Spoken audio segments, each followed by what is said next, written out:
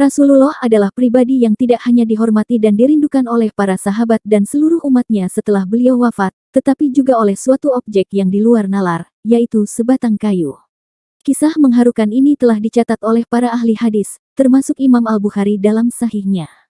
Mari kita bersama-sama menyaksikan kisah ini yang mengingatkan kita akan besarnya pengaruh cinta dan akhlak Rasulullah dalam hati makhluk-makhluk lainnya, bahkan yang tak hidup sekalipun.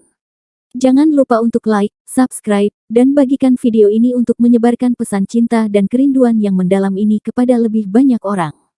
Mari kita mulai. Dalam sebuah riwayat, Jabir bin Abdillah menceritakan bahwa seorang wanita dari suku Ansar pernah mendekati Rasulullah dan berkata, "Wahai Rasul Allah, izinkan saya membuatkan Anda sebuah tempat duduk yang nyaman, karena saya memiliki seorang budak yang sangat pandai dalam pekerjaan kayu."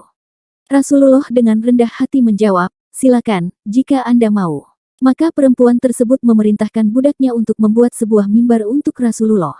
Ketika hari Jumat tiba, Nabi Muhammad duduk di atas mimbar yang telah dibuat khusus untuk beliau.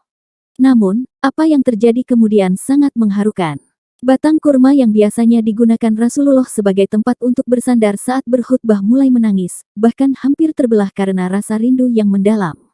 Rasulullah pun turun dari mimbar dan mendekati batang kurma tersebut. Beliau memeluknya dengan penuh kasih, seperti memeluk seorang anak yang menangis, hingga batang kurma tersebut mereda.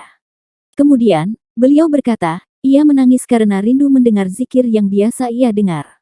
Dalam versi lain dari riwayat ini, Jabir bin Abdillah berkata, "Demi zat yang jiwa Muhammad ada di tangannya, jika Rasulullah tidak menenangkannya, batang kayu tersebut akan terus menangis seperti itu hingga hari kiamat karena merindukan Rasulullah."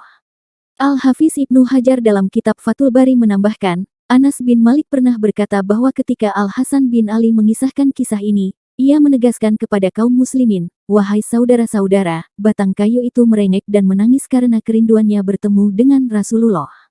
Kita, sebagai umatnya, seharusnya lebih berhak untuk merindukan beliau."